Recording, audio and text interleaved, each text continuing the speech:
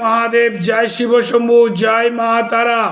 আমি আচার্য ভোলানাথ প্রত্যেক দিনের মতন রাশিফল নিয়ে উপস্থিত হলাম।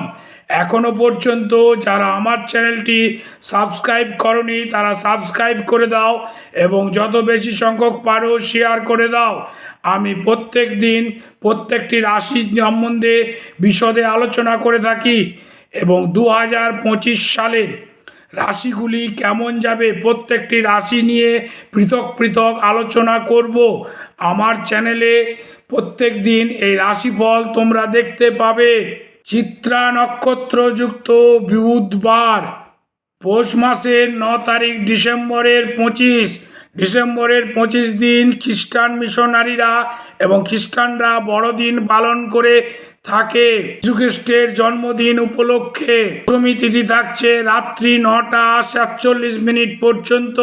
সূর্যোদয় হচ্ছে 9টা 21 এবং সূর্য অস্ত যাবে অপরাহ্ন 4টা 54।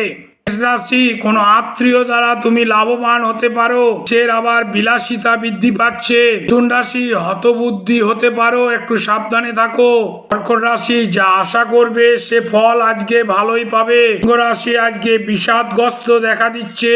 কন্যা রাশি, শেয়ার বাজারে লাভ পাবে, শেয়ার বাজারে লগ্নি করো, ফল ভালো দেখা দিচ্ছে আজকের দিনে।